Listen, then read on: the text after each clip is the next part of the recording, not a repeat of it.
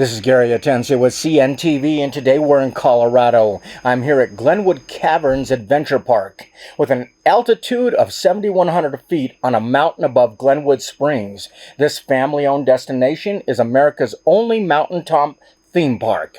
I'm joined with Nancy Hurd, who is the general manager. Thanks so much for joining us here today, Nancy. It is my pleasure. Thank you very much. Let me ask you, we're going to start out first of all, for our nationwide audience who have never heard of Glenwood Springs or the Glenwood Caverns, let's explain that prior to 2003, really only cave tours were available at this location. I understand the park dates back to 1999 when it officially opened, but the caverns were discovered back in the 1800s. Give us a little bit of history of your place there. Okay, well, first of all, I can't believe there's people that don't know about us, which is why I'm grateful for this opportunity. Yes, so we did start back in 1999, the park opened, and the history of the caves is, of course, millions of years ago that caves existed, of course, but it was in the late 1800s that our first owner of the property, and that was Charles Darrow, purchased the land hoping to find his riches in silver. This area of the country is very thick and rich in silver. The Aspen, all these mining towns didn't find silver, but he found another way to make his money. And that was they were surveying the property and they saw what's called a blowhole.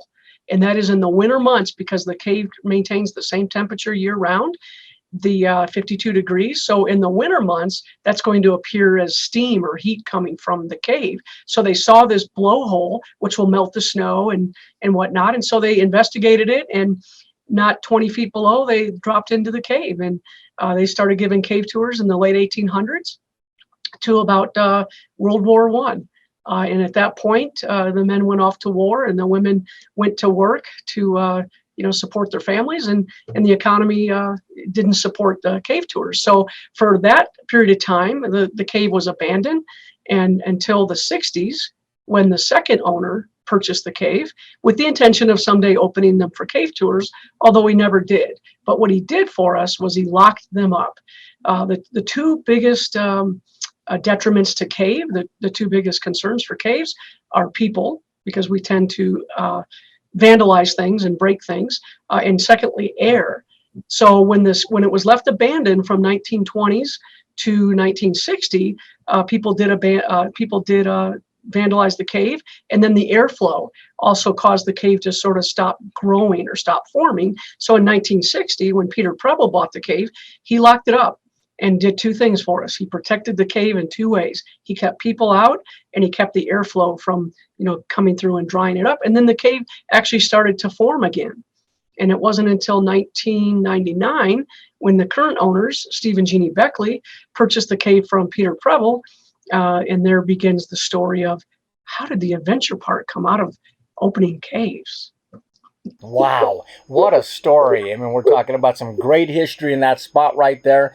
I mean, so back in the day, as the public were waiting for cavern tours, they started creating attractions to kind of entertain them, if you will. Now, 2 decades later, we are a full-scale thrill ride amusement park.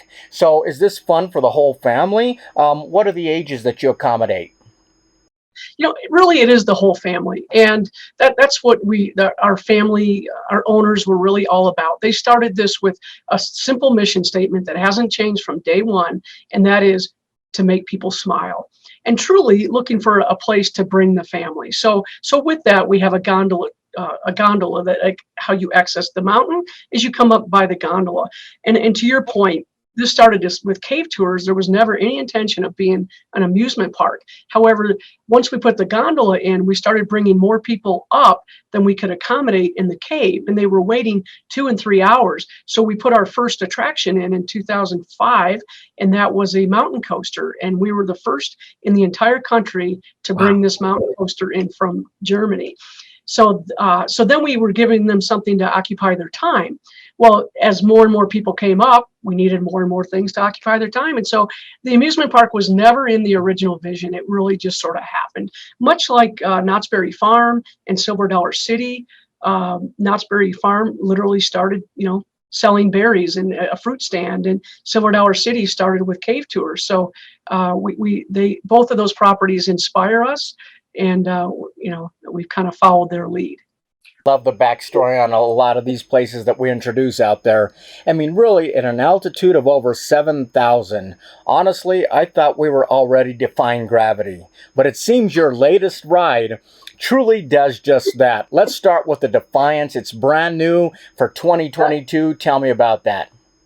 Yeah, we're super excited. And, let's start with the name Defiance.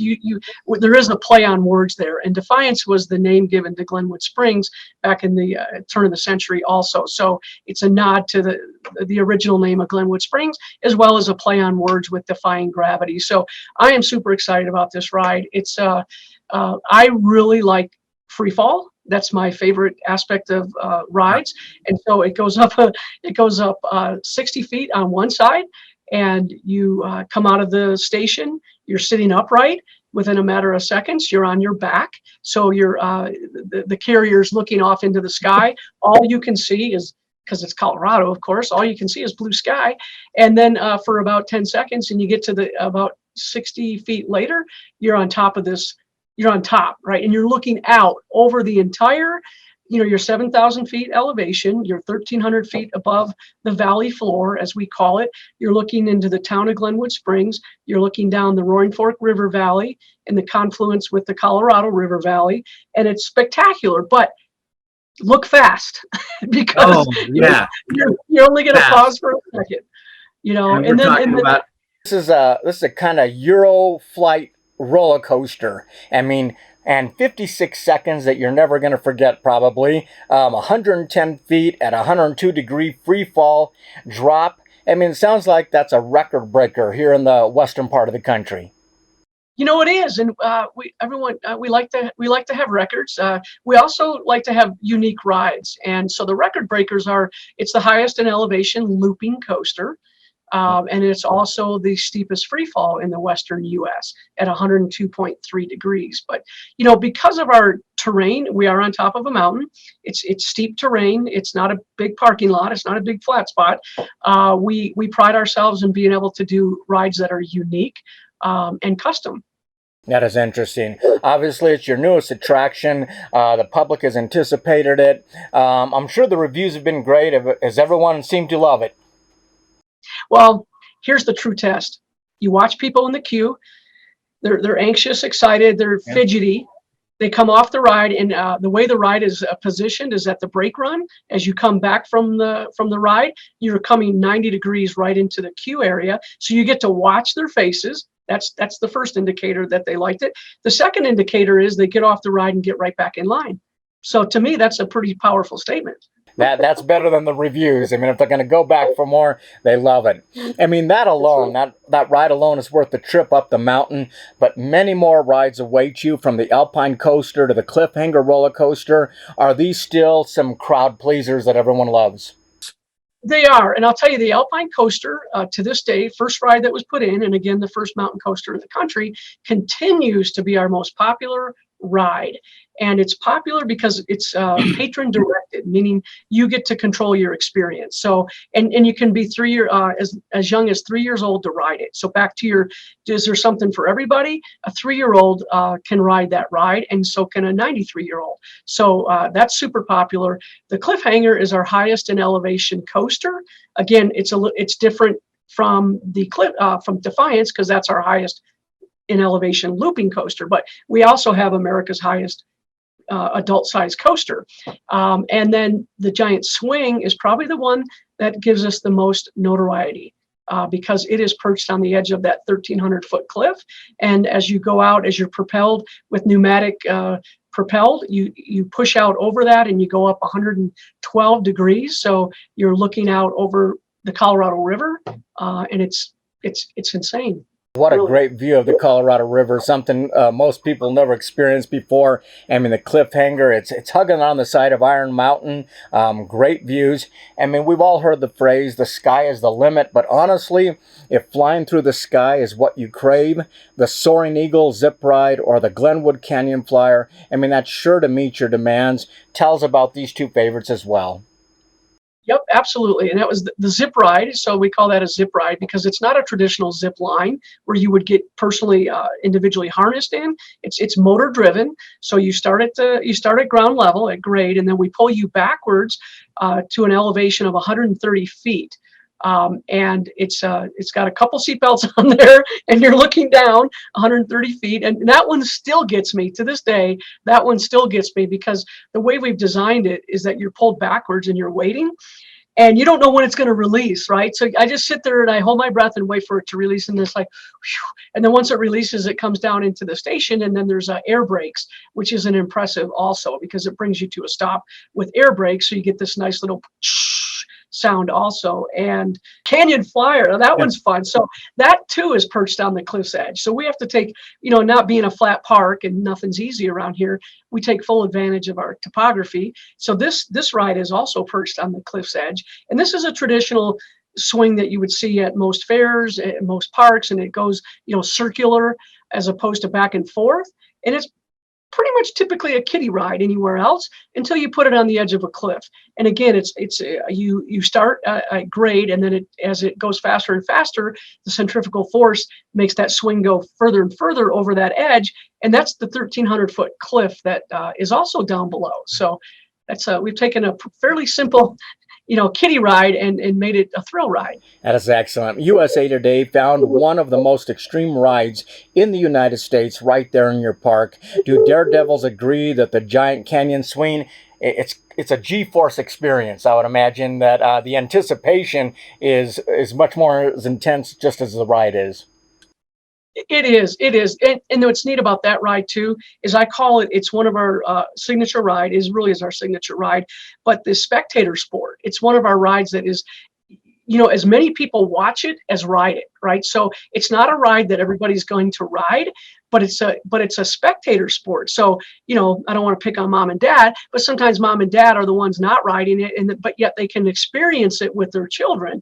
And when you're in the queue watching this thing, you're just going like this, watching it go up, watching it go back, listening to the squeals. And then we have a viewing platform for those, faint of heart persons that don't ride it. But just even watching them is fun. Just to watch the people. Very cool for the grandparents to pull out the camera, video, and get some of that action. I mean, regardless of your age or thrill level, the view alone is worth seeing. This is a family-friendly park, like we said. So from the Wild West Express to the Mine Wheel, laser tag, I mean, there's really fun for all ages. There really is. And our motion theater has been popular. We have 4 different short films that we show. That's been popular for the younger. We have a speleo box, which is a cool, it's a structure that simulates caving.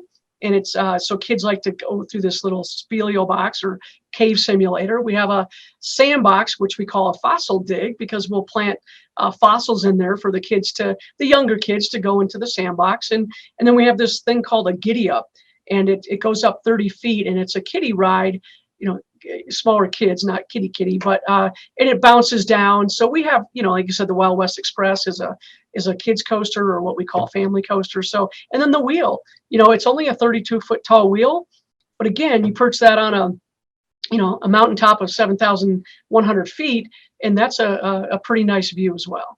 Interesting. So be it the brand new Defiance or a breathtaking view on the gondolas, to experience the historical caverns, what is the best way to enjoy all that the park offers? I mean, is the Fun Day Pass still the best ticket?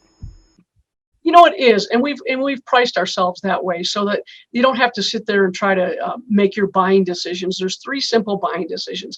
If you're here just for a scenic tour and to grab some lunch or a beverage, then you have a gondola only. If you're here because you want to see the caves, you ride the gondola, see the caves. If you want to do the rides, we call the Fun Day, and that's the all-inclusive, unlimited Fun Day Pass, and it truly is priced at the best value point.